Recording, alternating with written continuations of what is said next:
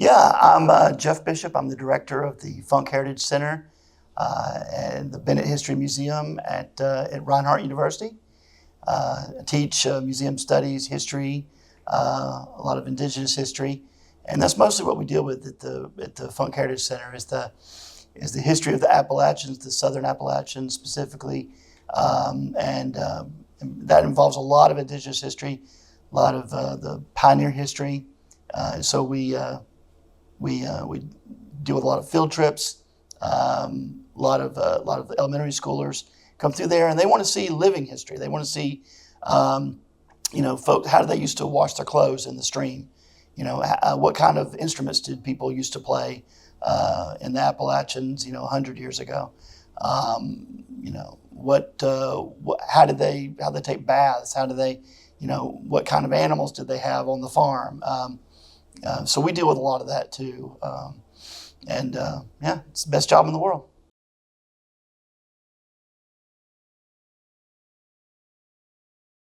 What got me interested in this subject? I get asked that quite a bit, but several things. One thing is just my grandmother she liked to take me. We grew up spending our summers at Lake Altoona, and she would always talk about the rich history there, specifically the Cherokee history there. And so when the water levels were down, we'd go looking for arrowheads. And, that always stuck with me. She found a lot of them. She had a pretty extensive arrowhead collection. Of course, we know now most of them were not arrowheads. They were points. There's probably spear points of various kinds. But, so I always knew from a young age that there was a long, rich history here. And whenever I was an adult, I was a newspaper reporter in the city of Calhoun for a while. And that was the capital of the Cherokee Nation. And they're very proud of that history. And so I'd go to New Echota, the state historic site, and they'd have events there. And one of the people I met at one of those events was a gentleman named Jim Langford. And he's an archaeologist and kind of a lay historian. And he's so excited, so energetic, so passionate about history of this area. And I just kind of caught the bug from Jim. He'd take me in his truck and we'd go around looking at different places on the Coosawattee River. He did some public archaeology programs there. And of course, it reminded me of being a kid, being out with my grandmother. And I've just always had interest in history, particularly interest in this region's history, because that's where my family is from.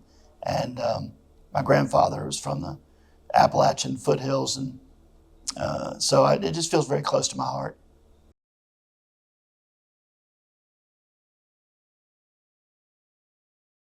The most impactful thing for me is locating these places that have power, and the Park Service talks about this, about the power of place. And some of these places really speak to you, and connecting those places with specific history that happened there, and then connecting that with people living today. So, for instance, Soap Creek Elementary, they contacted us with the Trail of Tears Association. This was years ago. But they had a legend about old soap that they had on their wall, and they wanted to see if they could find out if there's any validity to it. And so they contacted the Trail of Tears Association. And so I got together with some folks that I knew with the tribe, the Cherokees, out in Oklahoma. Jack Baker put me in contact with some descendants of the Soap family, Chris Soap, Charlie Soap. He was the husband of Chief Wilma Mankiller. They came down from Oklahoma and actually went to the elementary school. And I took them around to some of the places that the Soaps where they used to live before the removal.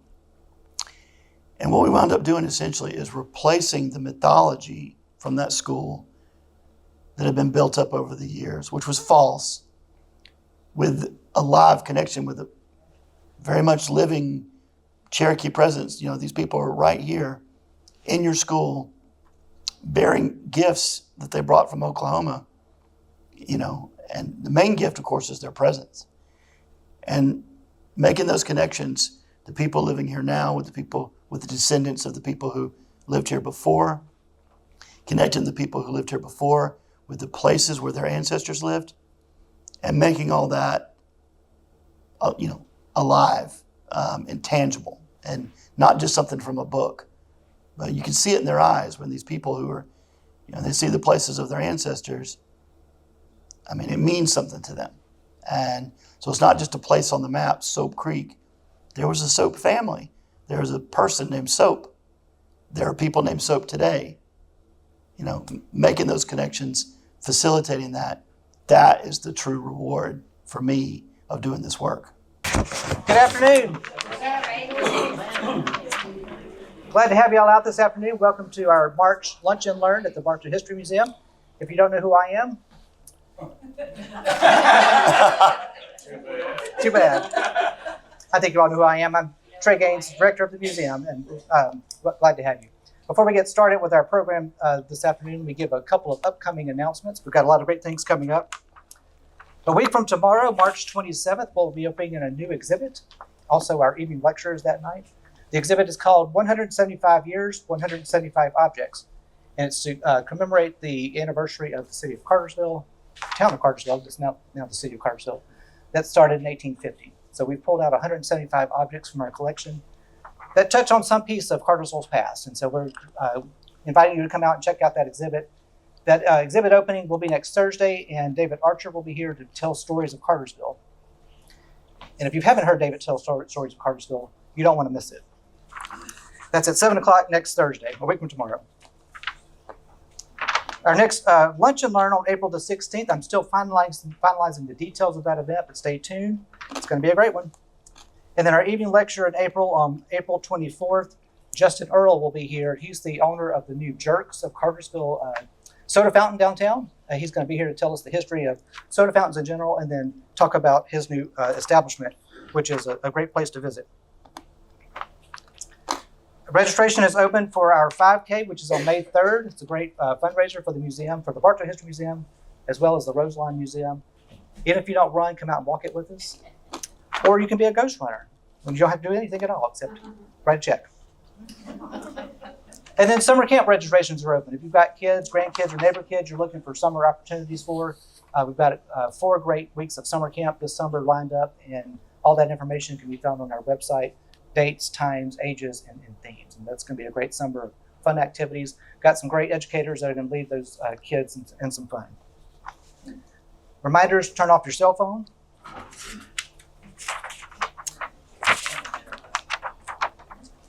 And let me introduce our speaker today. We're pleased to welcome W. Jeff Bishop. Jeff is the director of the Funk Heritage Center and Bennett History Museum at Reinhardt University. He teaches classes on Native American history and museum studies at Reinhardt and has lectured on topics of Southern and Indigenous history throughout the region. He served for nearly a decade as state chapter president for the Trail of Tears Association and worked with the National Park Service to research and interpret the Cedartown Cherokee Removal Campsite, the Chief John Ross Home Site, the Running Waters Council Ground, and many other sites related to the Cherokee removal. Bishop has written a number of books on Southern towns and the Cherokee removal, and is a graduate of the University of Georgia and the University of West Georgia. He recently was appointed by the governor to serve a 3rd term on the Georgia Historical Records Advisory Group Council. Jeff, welcome. Thank you. Thanks, Trey. Where's my lunch? Right here. Oh. Well, first off, I apologize, as I was telling Diane in the back there. I was kind of a one-man show this morning at the museum. I'm the director of the Funk Heritage Center. How many of y'all been to the Funk Heritage Center? Oh, great. All right. Well, that's my people. All right.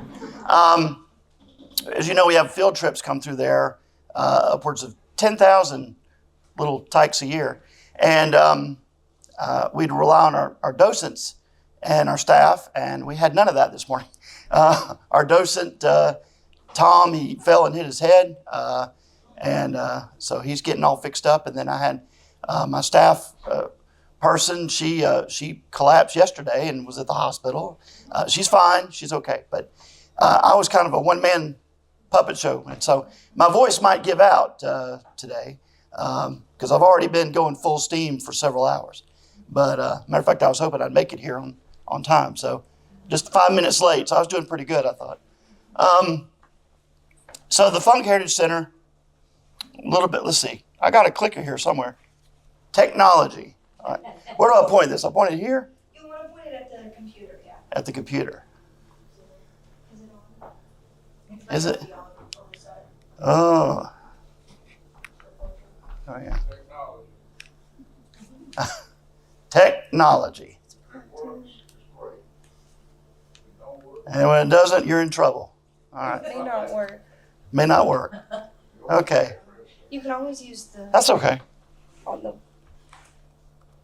That's not working either. Mr. Duncan. Well, I'm 24. I thought I You can't do it, nobody can. the Funk Heritage Center has been around since 1999. So we have just had celebrated 25 years. As I said, we have about 10,000 visitors a year. Most of them field trips. We get field trips from all over Northwest Georgia. And one of the things we talk about extensively is the indigenous history, particularly the history of the Cherokees. And what you see there on that map there is the extent of the Cherokee Nation as it existed originally, and then, of course, condensed through land cessions until eventually it just encompassed this area here. So we're going to talk about Fort Means. Can you explain the boundaries? Because Sure, yeah. I just see colors. You're doing better than me because my eyes are fading as I get older.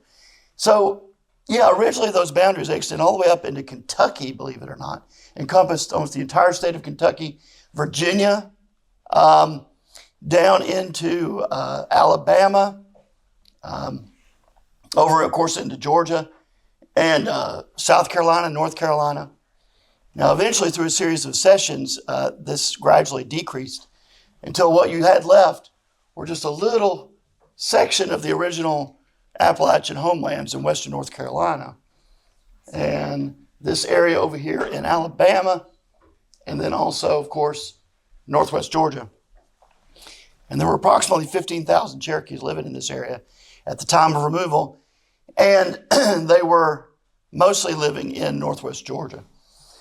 Now, Georgia was who was really pushing for the removal of the Cherokee people. And this went way back, way before 1838. You ever heard of something called the Yazoo land fraud? So, anytime you have senators and legislators, you have corruption, right? So, even back in the late 1700s, there was a Georgia governor named Mr. Matthews, and some legislators. They were getting, it's kind of the Bitcoin of its day, land. They were trying to get rich off of the lands that were what we now think of as Alabama and Mississippi. So originally the borders of Georgia extended all the way into what's now Alabama and Mississippi. And so they got found out. They were trying to basically, some of these legislators were trying to enrich themselves off of the sale of this land. And when people got mad and voted them out of office, and when the reformers got in, they burned all the deeds on the courthouse steps at the old courthouse. So that's kind of the precursor to all this. So basically what they had was a mess, because those lands had been sold and resold to some innocent folks who wound up, with the property, and their deeds were burned. That they no longer had title to the property, and they weren't involved in the initial scandal. And so, how are they going to clear up all this? Who was going to actually own those lands? So the federal government stepped in to clean it up, and what that involved is the creation of these new states of Alabama and Mississippi. And it took. We did it. Good. How did I do it? Good question. That's good because I can only talk about the Yazoo land fraud for so long.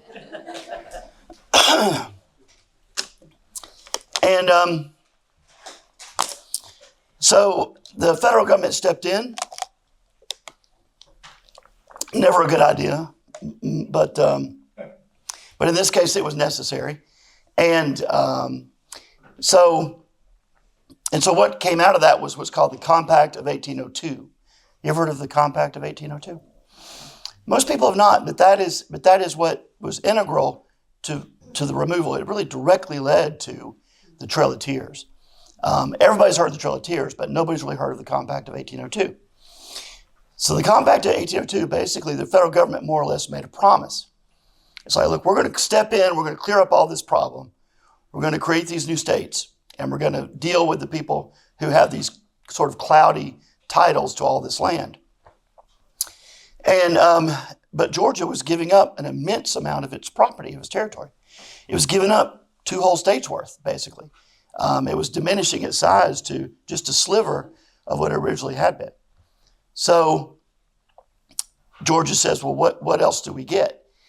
And what they wanted clear title to the land that remained to them. So they said, the federal government, they're the ones who deal with the tribes. States couldn't deal with the tribes directly.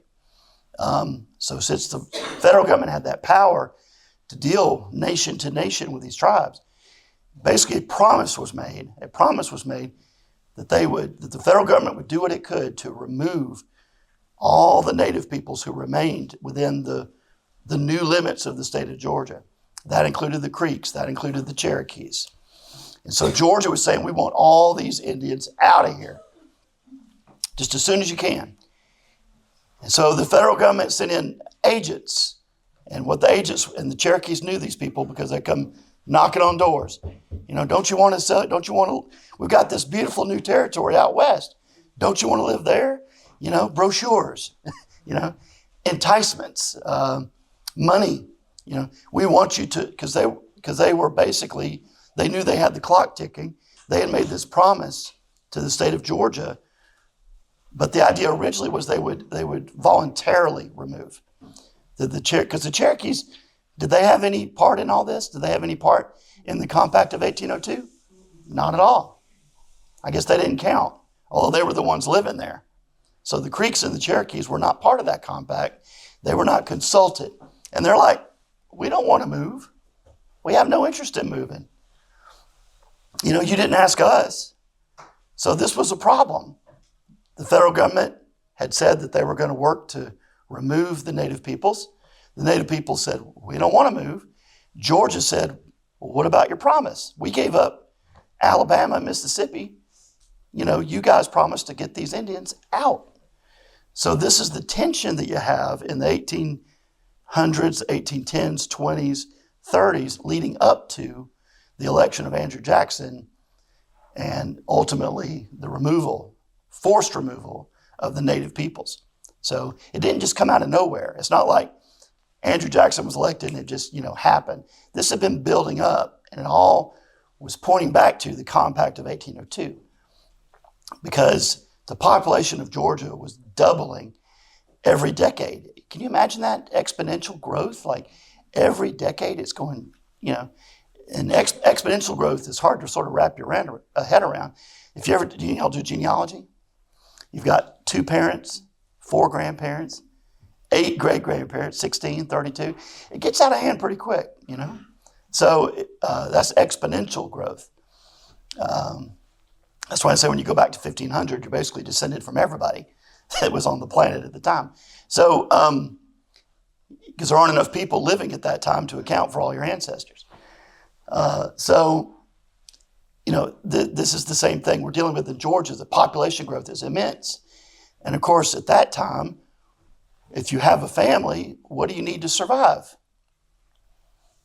I mean, if you needed meat, you couldn't just go out to the Walmart or to the grocery store.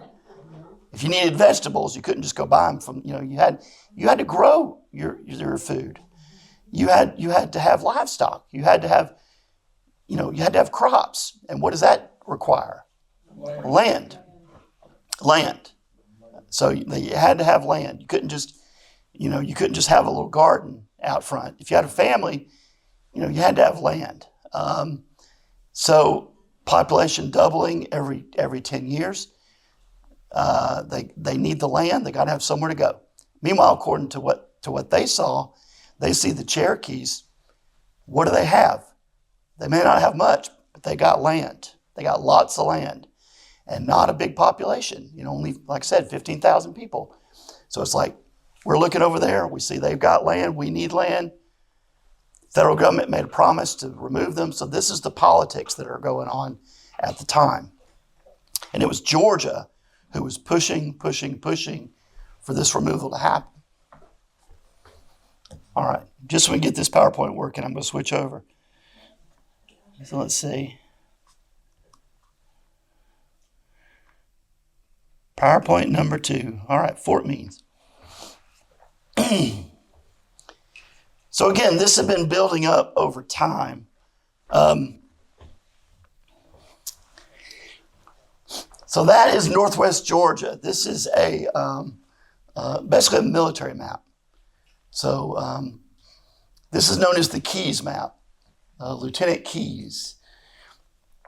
He went out into the territory and they started surveying where all these forts were going to go, because you have to have an infrastructure. If you're going to do a removal, now again, this is after, Andrew Jackson had run for president on a platform of Indian removal.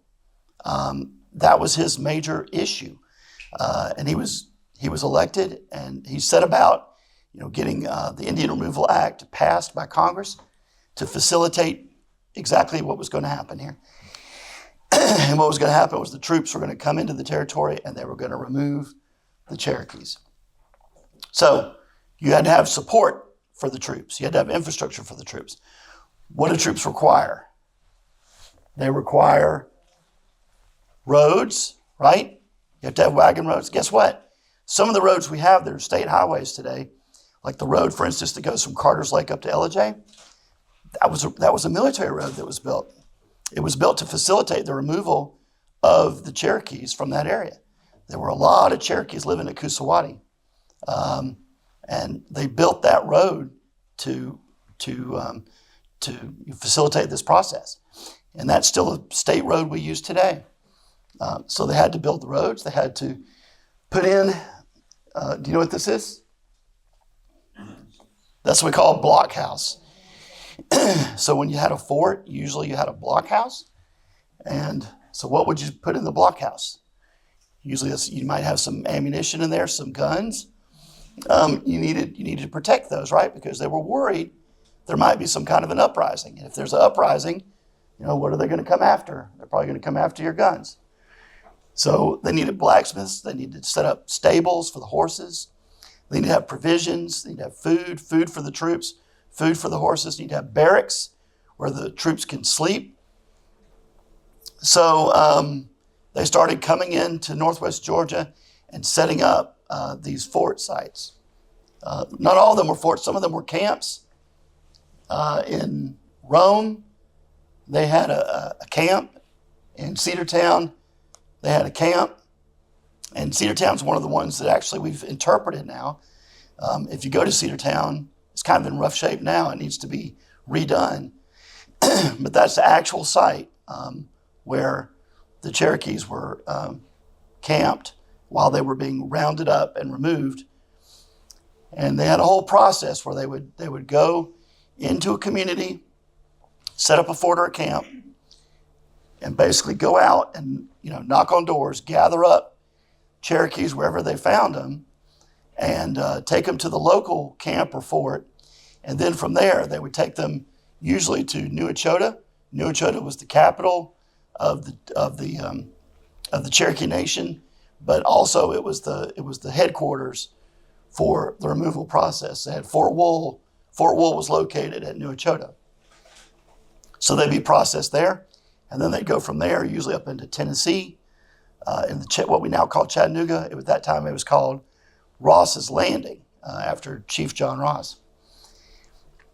So this was a very quick process. It happened in the spring, actually May of 1838. From the perspective the military and the perspective of Georgia, the Cherokees had all the warning in the world. They were at first enticed to go, and some Cherokees did go. Those are called the old settlers, the ones who went years beforehand. There are whole churches that went together years before the Trail of Tears.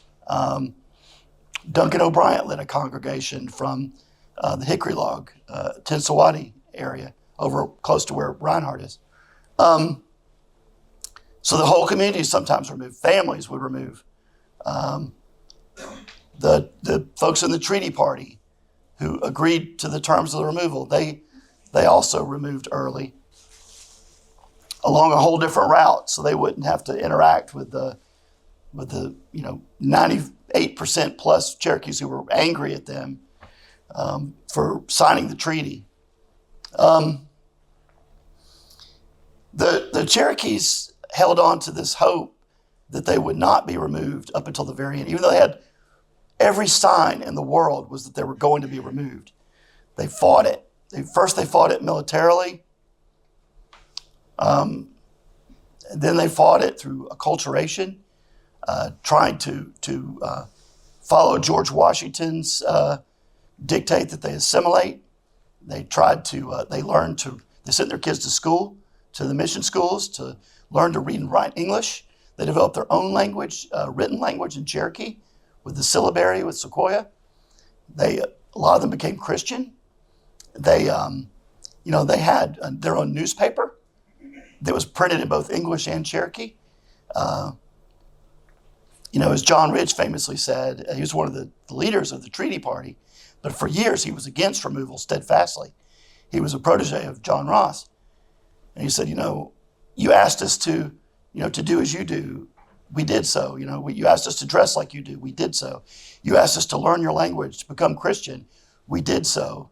Everything you asked of us, we did. Didn't make a difference. Actually, it made it worse for them. Because in Georgia, did you think they liked it that the Cherokees became more literate than they were? No. Cherokees with Sequoia, they became almost 100% literate almost overnight. They were more literate than the people who were pushing for their removal. So there was a lot of resentment there about that.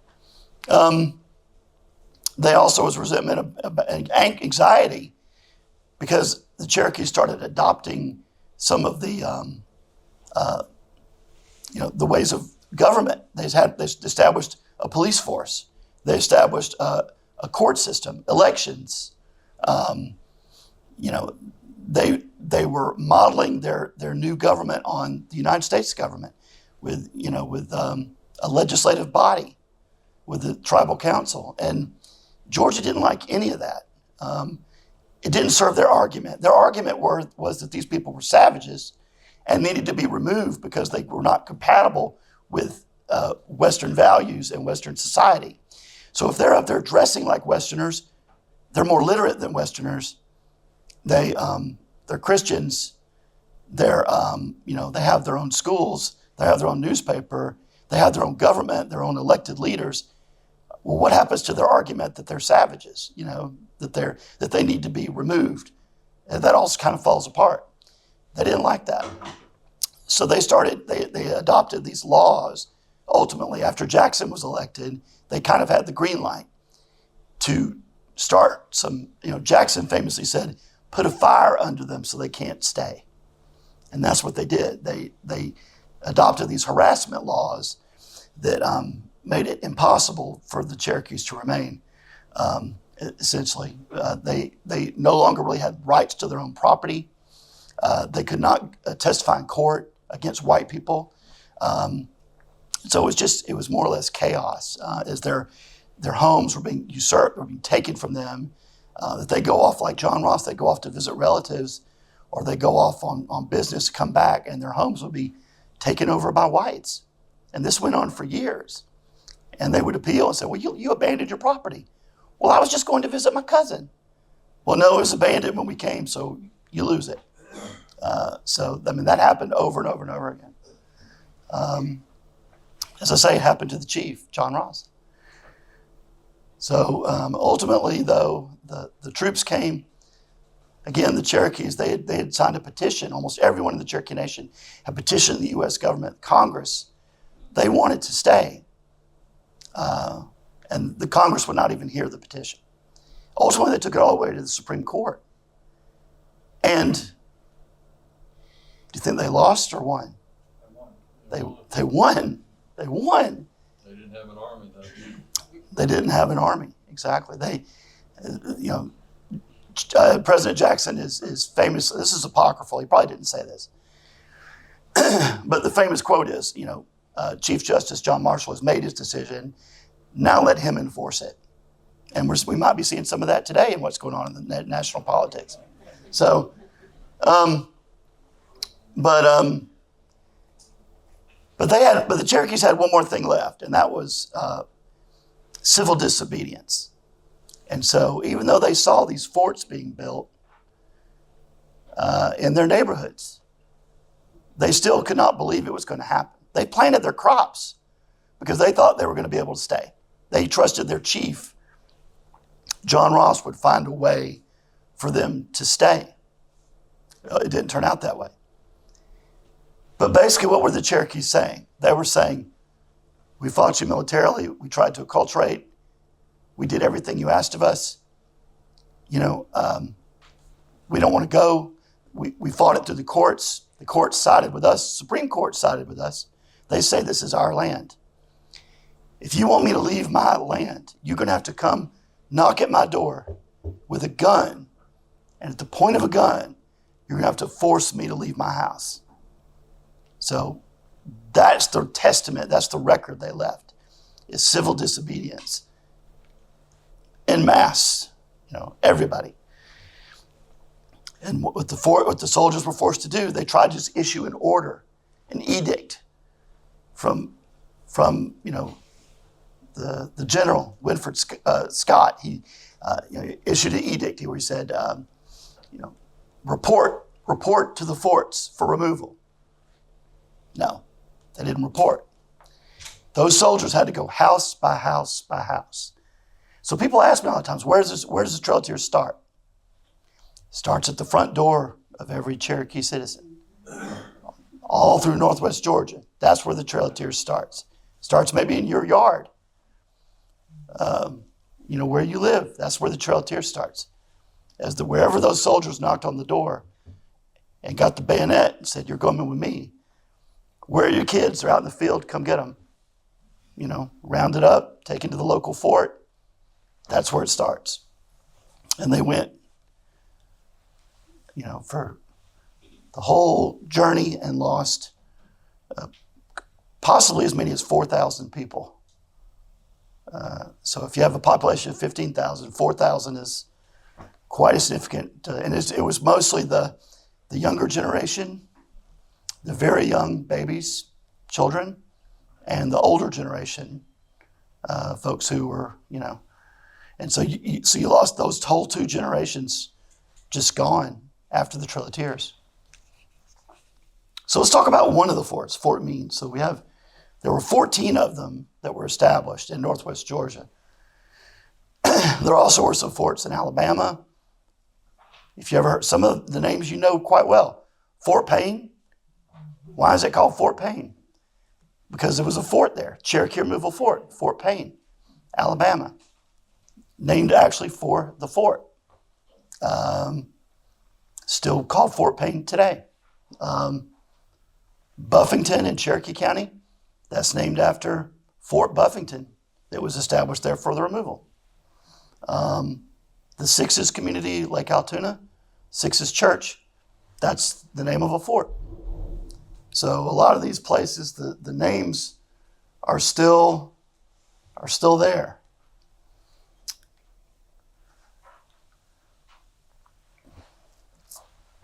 So Fort Means is named after John Means of Walton County. He was ordered in April 1838 to establish a post in Floyd County, Georgia, near the dividing line between it and Cass County, and also near the High Tower or the Etowah River.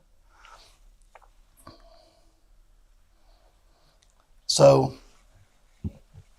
this is artist rendition of what it would have looked like. Our task at the Trail of Tears Association.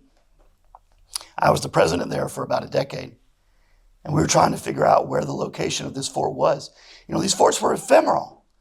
They were built for a specific task and then abandoned. So they were built very quickly. This all happened within a matter of just a couple of weeks. All these Cherokees were rounded up and taken out of the state up into Tennessee and prepared to be removed. So, and the first wave was actually put on flatboats and taken by water. So the Trail of Tears is not just one trail. There's a water route. There's several trails by land. So it's not just one single trail. But this is what the fort would have looked like with a blockhouse. Some of them had multiple blockhouses. But Fort Means they were handling a good many of these Cherokees. 467 Cherokee prisoners. Hastily constructed. After these forts were done with, the local people, sometimes it was all just sold off, and the materials were just used to make barns, people's houses, outbuildings. So there's nothing really left. So when you're looking for the location of these forts, it's kind of a little like a mystery. You know, we don't know exact. You hear rumors about, somebody, my grandfather remembered, back whenever he said the fort was located out in this way, but you don't know for sure. So we had to go into the archives to try and figure this out. And one of the main people working on this originally, one of them was J.B. Tate, Diane Tate's husband. Doug Mabry with Georgia Trail of Tears Association, he was working on this. But also Dr. Sarah Hill had a huge part to play in all this. And she's the one who actually drew me into this. I was working for the Rome News-Tribune, and she knew that I knew how to get my way through the deed room, because a lot of what I did in the Rome News-Tribune was doing marriages and property transactions. We had a thing called For the Record, which would list all the property transactions. So I knew my way around the deed room. I was a newspaper reporter back then. And so that's how I started with the Trail of Tears Association, was volunteering. Which, by the way, I forgot to mention, if you're looking for volunteer opportunities, Funk Heritage Center is a good one. So let me know, and I'll get you hooked up with that. So, but I started out as a volunteer. I eventually went back and got my degree, to take as a second career path and go and become a historian. But I started out just as a newspaper reporter. I just knew my way around the deed room. And this was my project. Sarah said, I found this letter from this Means fella. And she said, I figure maybe we could triangulate some of this information. And JB was the first one to work on this. Maybe I could triangulate some of this information and figure out where the fort site was. Well, that sounded like a great, a fun project to me. And I thought, well, for something this large with stables and an ammunition depot, we could surely we could find where this was. So here's the Fort Means letter. It's written in May 1838. So we knew from that letter that it was located somewhere in District 23, Section 3. So this was the Mabry proposal. He looked at this letter, and he thought originally, just at a cursory look at some of the deeds he was able to find, he thought that it might be located here, where there was a house that was owned in 1838 by George Lavender. And that was his initial drawing there, showing the distances triangulated to that location. So he said it's the ideal location in relation to a river and ferry crossing on the Alabama-Kingston Road and the direct link to the Rome-Newachota Trail, having an abundance of water. So this was his theory. But Sarah was concerned that it wasn't quite right because there was a lot of land lots that weren't taken into account from the letter. And I'll show you the letter here in just a minute. There were just a lot of lots he couldn't find. And I figured out the reason he couldn't find them is because it wasn't, spelling was kind of an art back then, that it was not consistent. So if you're looking for Lumpkin, maybe it's not Lumpkin, maybe it's, Lampkin. Once you start figuring out that some of the spelling is fluid, then that helps you to locate some of these deeds. But this is the area we're talking about. It's basically the Kingston area, Kingston Road. And so there's the Etowah River there, which hopefully you can see. You got these big horseshoe bends there. And then the road this is from the 1830, let's see, I forget if this is there's two different maps that were drawn. One was the Bethune map in the early 1830s, and then in the mid 1830s, there was a gold lottery map that was drawn. This is from the gold lottery map. And that road that's shown there is not the location of the road today. The road, because of flooding, I believe, and because of the railroad that came through there, the road was moved north. So even though you see a road going east-west, it's a little bit misleading because that's actually not the location of the road nowadays. But then here we're going to go through what happened on this letter is they were concerned about, in the Means letter, the military was concerned that there might be an Indian uprising. Not too concerned, but a little bit concerned. But they also, just for the technicalities of the roundup, the logistics, they wanted to know where all these Indians were living. So how do you reference that? So in the letter, what he did was he went by the white property owners. He said, well, there's so and so many Indians living this many miles from this property owner. We went to this property owner and he has 20 Indians living on his property. We went to this other property owner and he has, 10 families living on his property. And so these were all the Indians living in the area that they were going to establish the fort. And so you have to look at this original. Thank goodness I was born in an era where we still learn to read and write cursive. Because it's hard enough, and my students can't read it at all. These are history students. And they can't even read my signature, which I don't really blame them for that. My signature is not really that great. I should have been a doctor. Yeah. But so they're not that easy to read, honestly. It's not only is it cursive, but it's our cursive from 1838. So cursive from 1838 does not look like cursive today. But I still was able to suss it out. And Sarah Hill was helping on this too. On Mr. Putnam's plantation, 1.5 miles south of this place, and on the west side of Hightower River, or Ottawa, which is the Etowah River. 8 cabins, number of Indians, 50 Indians. So that's on Mr. Putnam's plantation, 1.5 miles south of this place. And here's all the land transactions that I saw to Mr. Putnam, Jacob Putnam, to and from Jacob Putnam. So I just basically put pins on a map every time I found transactions from a person named in this letter. So there's the relevant land transactions of Mr. Putnam. So where Mr. Putnam was living, we know from this letter there were 50 Indians. So there were 50 Indians where you see that yellow right there. There were 50 Indians living right there. It's on the deeds. We know where he was living. We know where Mr. Putnam was living. And then here's another line in the letter.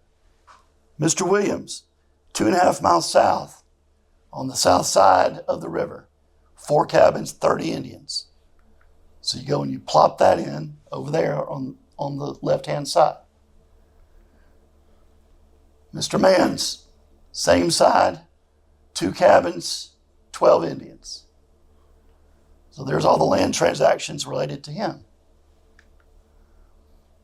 So then you go plop him in on the bottom there. Mr. Lampkin's on the east side of the river, 5 miles south, 9 cabins. And there's all his land transactions right there. So you put that in there. So you just go property owner by property owner. Mr. Price, there's all Mr. Price's transactions. So you put those in there. Mr. Fain's. I had a lot of fun with this. It all sort of started coming together, bit by bit. Just plopping them in there, one by one. And then this was interesting, General Miller. So I thought General Miller, was he involved in the removal? And actually it turns out he was. And there were actually a lot of Millers who had property transactions here. And they were all part of the same family. Lee Miller, John Miller, Homer Miller.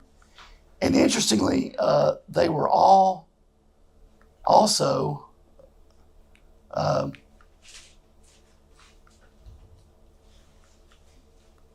let's see, they also were right there on the property line.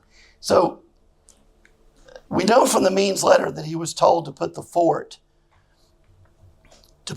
right on the border between Floyd County and what was then called Cass County.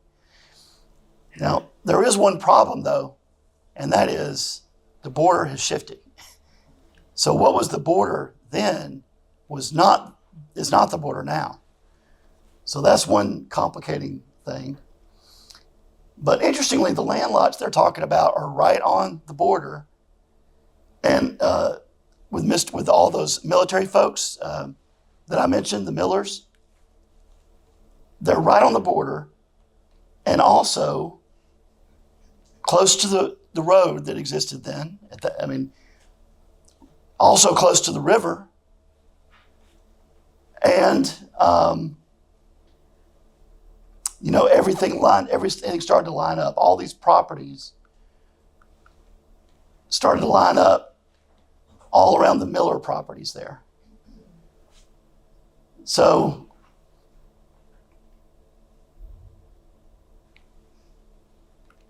we started to have what looked to be a site of interest there. So let's see. This tells us a little bit about the Millers. The original Millers came from Ireland because of religious beliefs. Let's see. The descendants of John Miller, who went to South Carolina. He was the father of General Andrew Miller, who was born in Abbeville District, South Carolina, later to be moved to Georgia and married a Mrs. Crawford, whose maiden name was Miss Cherry. So General Andrew Miller was a general of the Georgia militia following the War of 1812, and there's a bill of sale for old grant to Grandma and Grandpa Cherry, which was written by Mr. Crawford. So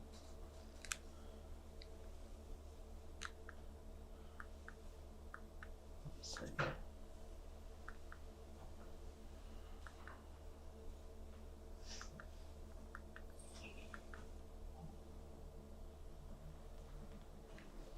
He also lists some other, when he's talking about how far these Indians were living from Fort Means, he also lists things like the location of certain creeks, how far it was from the river, how far it was from these different creeks.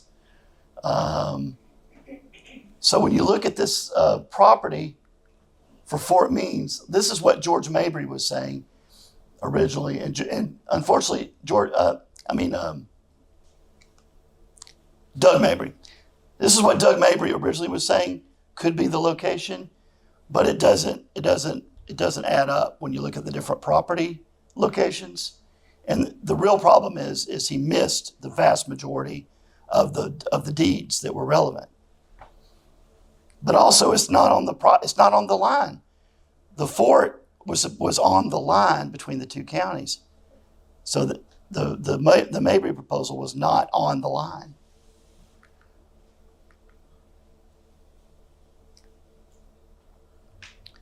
But reviewing those distances from closest to farthest away, you have General Miller 1 mile, Putnam 1.5 miles south, Fane 2 miles away, Price 3 miles away, Mann 3.5 miles south, Woolley 4 miles east, and the Conesina River 4 miles east. So all of that coincides with what's in the letter, and all these deeds match up with that.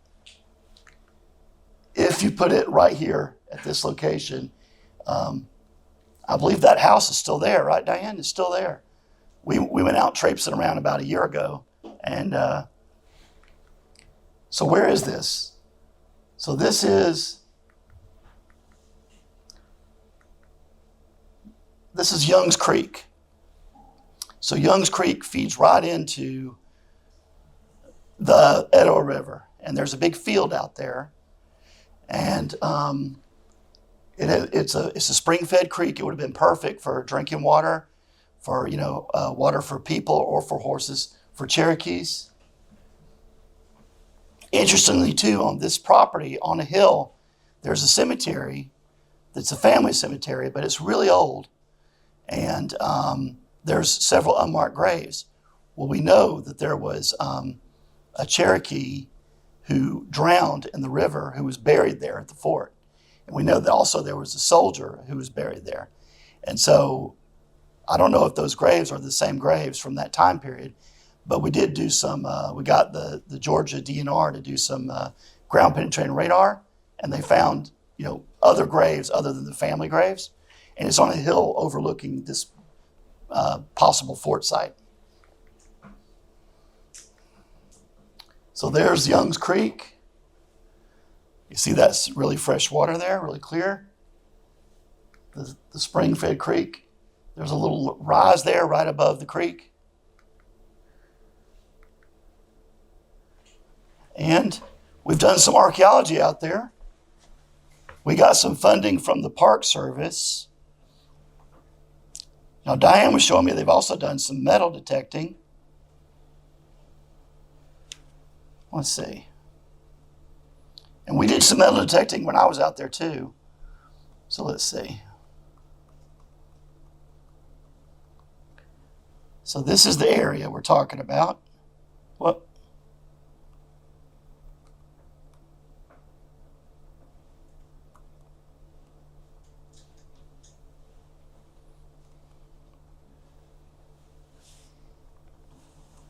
Okay.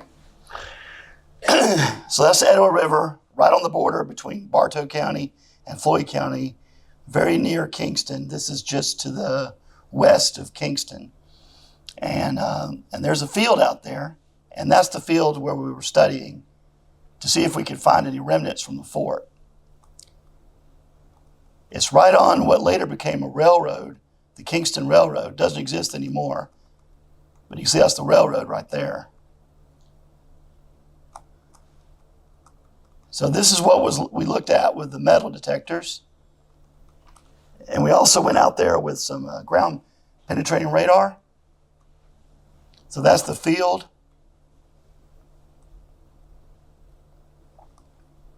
And like I say, there was also some metal detectors. Some folks went out there with metal detectors a little bit after us as well. But that's the area there. So this is some of what we found. We found a lot of material, but it wasn't what we would consider diagnostic. What that means is something you could definitively, it was of the right period, but you couldn't definitively say this is from a fort necessarily. But we found a lot of what you call cut nails, which are the proper nails for that time period. That's the field that we were looking at right there. Now, we did not get permission to do the best part of the site. There's several property owners there. So one of them gave permission and the other ones did not. So we did not look at like sort of the prime part of the site that I wish we could have looked at. But we did find a military button, and an earlier investigator also found a military button. We found there's some more cut nails there. So we found quite a bit of artifacts. But I mean, they could have been from, construction of the railroad, possibly. So we can't say for sure that they're from the fort. Let's see. There's the military button that we found. There's actually been 2 military buttons that were found on that site. Also some flint has been found there as well. That's the other button there. There's been 2 buttons found. We could not date the buttons to, we don't know for sure if they're from that time period. So again, nothing what we'd say is diagnostic, so we can't prove it 100%. But that's been the problem with these sites, is they're kind of slippery. Brett Riggs, Brett Riggs, who's an archaeologist who's been working up in North Carolina, they had military maps that were so precise they could tell you exactly where those forts were located because there's no doubt about it. It's in the paperwork, it's in the maps. Still, go in there knowing that the fort was located there. They went there, still found virtually nothing. So here we are. We know pretty much probably where the fort was located, but since it was so ephemeral, it was only there for a very short period of time. And since it's been so combed over with everybody sort of hauling off everything to build their outbuildings and their houses, you're probably not going to find much. It's not like a fort that was there for decades that's going to leave a big imprint there. So that's been the problem. Okay, the other problem is, how do you interpret this? We know the story. It's basically the same story I told you just now. The story of the roundups, 400 some odd Cherokees taken to that site for the removal. All the Cherokees living in that area. We know where they were living, pretty much. We know what happened. Do we put a sign up? That's what we've been dealing with. We usually try to partner with the National Park Service. Of course, you know what's happening with the National Park Service now. We've kind of got pushed, they have their list of priorities, right? And so we weren't high enough on the priority list to get addressed. And now we thought they were going to be coming this spring. And unfortunately, all travel has been eliminated. They're in dire straits right now. So what Diane and I have been talking about is just kind of going it alone and just trying to work with the tribes and the Trail-Tiers Association, and just not worry about the Park Service being involved with it. That has pluses and minuses. The plus is we can actually get it done. The minus is it may not look and feel exactly like some of the other sites, like Cedartown. But I think at this point we just have to, if we want to get it done, it's been decades at this point we've been working on this, so we really need to get this done. So I think we're just going to move forward and work with the local property owners there to try and put up some signage. What they're called wayside exhibits. And basically, there's two panels. One of them is a context panel that talks generally about the Trail-Tiers, and then the other one is a panel that talks specifically about the site, about the history of Fort Means itself. So that would be our mission this year, is to try and move that forward. Of course, we've been talking and talking and talking, and I know that Diane particularly is ready for some action on that. So, and I am too. I'm ready for that too. So. It does take money, but there's some money the Trail-Tiers Association has for this purpose. So hopefully we can get that over the finish line sometime very soon. Anyway, I'm open for questions. If anybody has any questions, thank you so much. Appreciate it. Who paid for the fort to be built, and what happened to it once they removed the Indians from the fort? It was the federal government. They actually, took bids and got all the materials locally. Actually, we have some for some of these fort sites, we have records where they, went with certain vendors to supply, what they needed for the fort. And we have actual receipts and records for those. But it's really inconsistent. Some of the forts, we don't have a lot of that, but other fort sites we do. So, but it was paid for by the federal government. And then what was your other part of your question?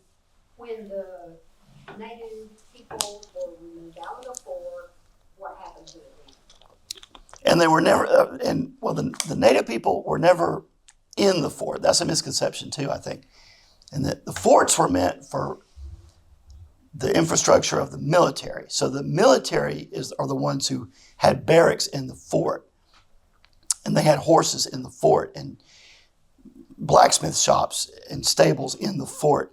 When they rounded up the Cherokees were taken outside the fort. So they actually were not held in the fort. They were outside of it.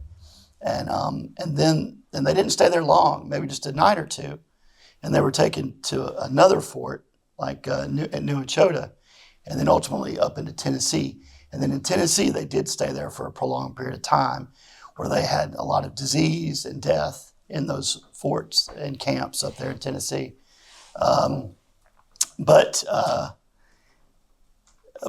the bands or whatever, were there, was there a census? it's funny. People a lot of times like to say, "Oh, my great grandmother was Cherokee." Oh, there's no records. The Cherokees were some of the most inventoried people ever to exist in the United States because the government wanted to know, who was Cherokee, where they were living, what they owned. All that was tallied up, not just once, multiple times.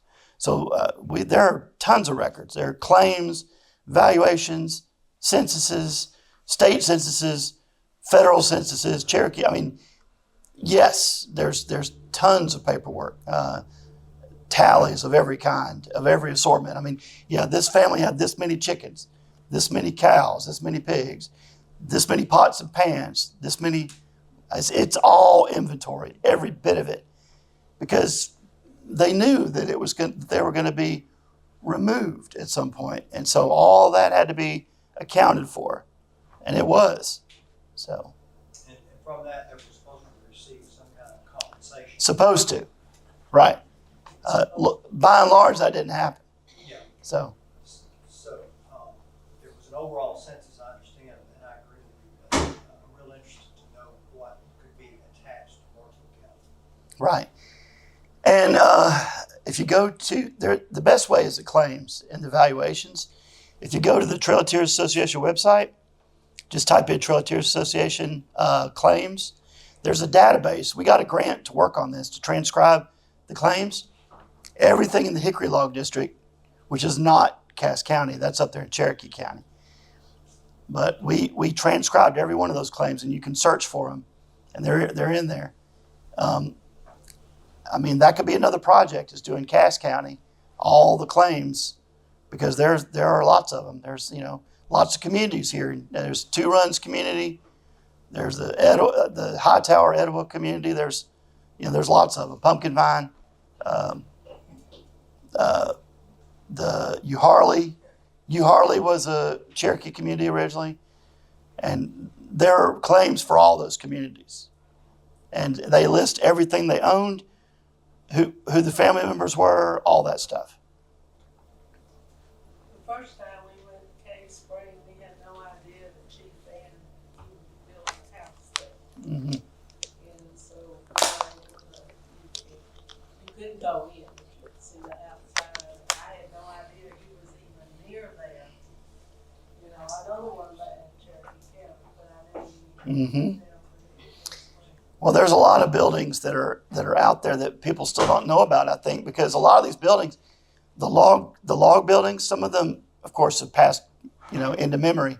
Yeah. But there are a lot of them still, I think, that are unaccounted for, that have been integrated into more modern day homes. Like basically, a newer home was built around it, so it's within the walls, and that's what happened there at that building. It was a hotel, and they were going to demolish it, and they started taking it apart, and lo and behold, there's a log cabin in it, kind of wrapped up inside. And there's other buildings like that around too, I'm sure. So This could be a dumb question, but that's fair. For the record, I don't think they should have been moved anywhere. But if the government was going to do that, why all the way out on the home? Was Florida not an option? no. So at that time, the Mississippi River was seen as a natural dividing line. So it was thought, and really this didn't even come to be a possibility until after the Louisiana Purchase with Thomas Jefferson's administration.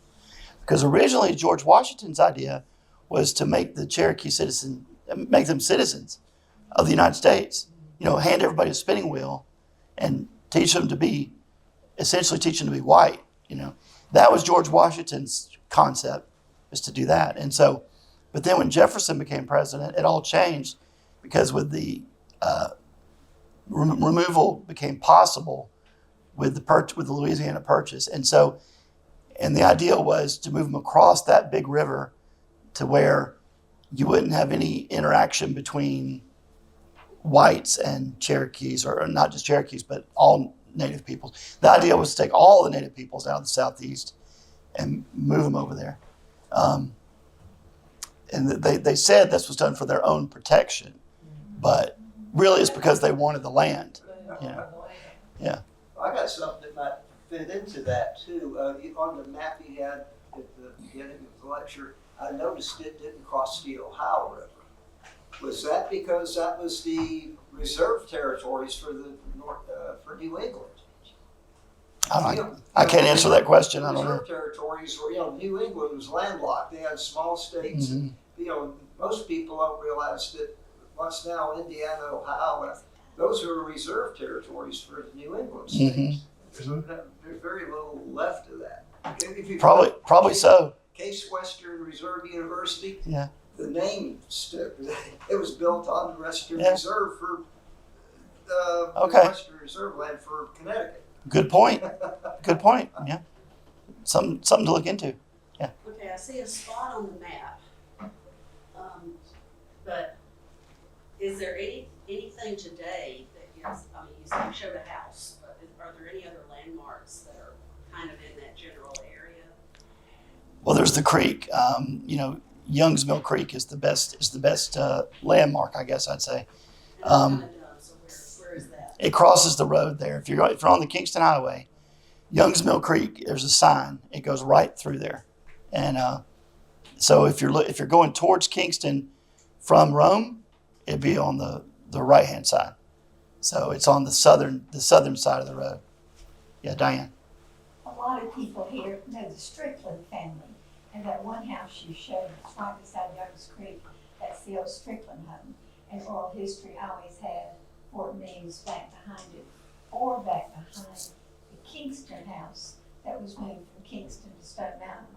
Oral tradition always had Fort Means straight back.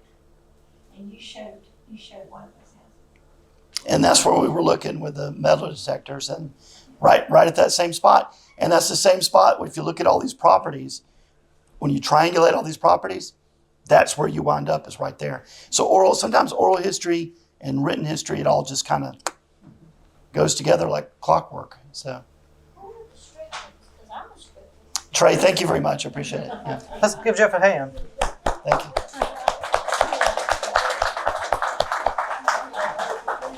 Thank you, Jeff, for being here and for your presentation and the work you're doing to bring a real memory to this story, and Diane as well. If you're interested in the Georgia Trail of Tears Association, I will tell you that they meet at least quarterly, if not more.